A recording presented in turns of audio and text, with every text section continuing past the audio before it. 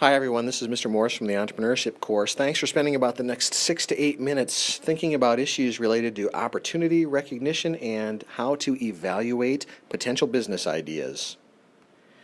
So here's what I'm trying to do in this video. First of all, I'll try to discuss what makes a good business opportunity. Secondly, we'll describe the importance of idea evaluation skills and then give you some real-life factors to consider as you start your own business. So first, here's a summary that I've made of things to think about around what makes a good business opportunity. Number one, the best business opportunity already offers real demand. In other words, it's best to have real customers.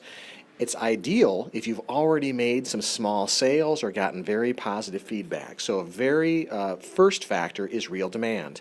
Secondly is this concept related to return on investment. If you're going to spend time and money on this venture, that means you're not doing something else. So there has to be a good return on the investment.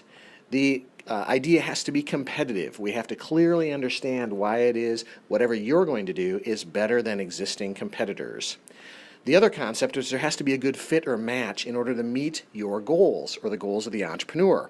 It needs to be in an area that ignites your passion so that you'll spend the time and energy to make it a success. And lastly, we have to match the competence and the skills of you and your team.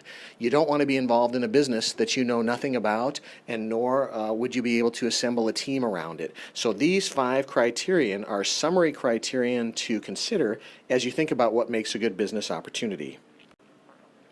Now, other things to think about in the real world. First of all, early on, you'll have to consider potentially long hours. It could be 70, 80 hours a week as you begin to assess and move into whatever idea you're considering. Secondly, and I'm mentioning this before, business ideas can become your primary relationship. In other words, it's what you think about in the morning, it's what you think about during the day, what you think about during the night. And so it requires balance amongst all the relationships in your life. The other concept in the real world is you really want to focus, because ideally what you start hopefully is what you end up doing. You want to make sure that you're flexible to meet the needs of these possible customers, but you want to be focused so that you can get the furthest in the least amount of time. And the other exciting real-life factor to consider is that the reality of it is the good new ideas come from small firms and individuals. So in fact, these large corporations aren't much of a threat because new innovation comes from small firms. Let's talk about some things we can do to make ourselves as successful as possible at this stage as we look at new business ideas. First, consider the business plan a roadmap. I'm going to talk a little bit more about this later in this video, but overall the plan is the mechanism that will draw money and provide a roadmap to clarify your thinking. Remember to look to the marketplace first. It isn't money, it isn't necessarily even the product, it's not other opportunities, it's the customer and the marketplace first. Keep your eye on the customer and the marketplace at all time, and then also consider protecting your idea through trademark, patent, and copyright.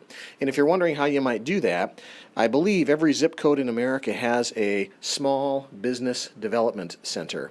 And that is an office that is available, government funded, to help you work through these processes if you ever need them. So here's the bottom line. Evaluating opportunities is an important skill and it can be learned. The other things to be thinking about that we'll be working on soon in this course is to learn about break-even and return on investment, because that's a nice tool to help us assess any opportunity. Now what I'd like to do is switch gears a little bit and highlight a few of the slides out of the PowerPoint that's a part of the information made available to you to help your thinking. First of all, the first concept to talk about really is what's the difference between an opportunity and an idea. So what I would encourage you to do is think about what were the 5 things we talked about that suggest it might be a good business opportunity. Otherwise, things are just generally ideas. And so we start thinking in this terms, is that an opportunity or a really good idea? Now, what are we trying to do with all of this? The good ideas drive value creation. In other words, They're very opportunity driven and focused. They match well with the entrepreneur. They have fit and balance in the marketplace and for the entrepreneur.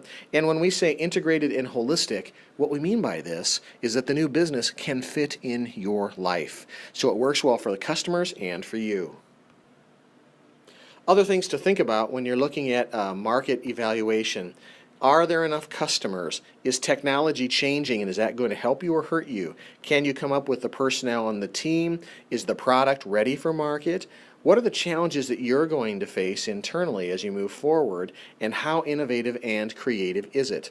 All of these are factors to consider, and the stronger each of these factors, the stronger the business idea. Now, the only thing I wanted to mention on this is we're all dealing with very limited resources. Many of us are thinking about these things. We have loved ones who are supporting us. So the idea is we want to maximize the potential. And the way we do that is through focus. Let's make sure we can clearly describe our business. And many of us have already practiced elevator pitches in order to do that. Make sure we know what the unique features are of our product.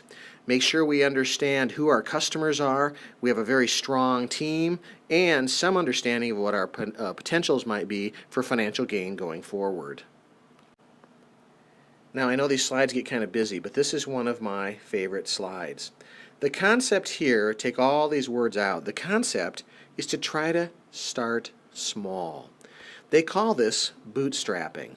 And what it really means is find a way to borrow, beg, use, work with other people to the extent possible so that you can minimize the amount of resources that you put in it. And what you want to do is try to, again, beg, borrow, exchange, share, rather than having to go out and buy lots of equipment and buildings and other things. Your entire focus should be on the customer. Please don't think of money first.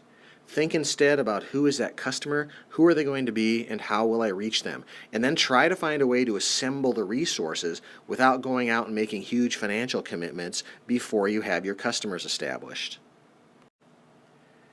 And now a couple comments about the role of a business plan.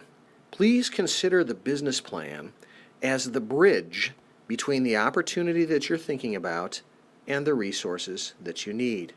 So what you'll be doing is as you're working through your thought process, you've got an opportunity in mind, you have some great ideas, maybe you've already done some things.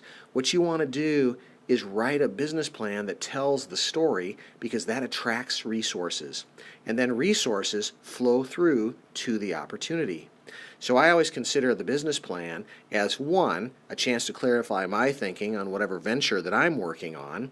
Two, it's a bridge to the resources because it helps bring resources to the opportunity.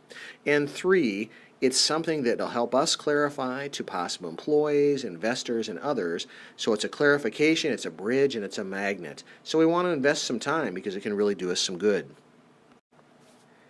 Now to summarize, because I know we've covered a lot in this video, and I sure appreciate your patience. In the end, overall venture opportunities should create or add value to a customer or end user. And they're going to do this by solving a significant problem, meeting a want or need, and hopefully someone is willing to pay a premium.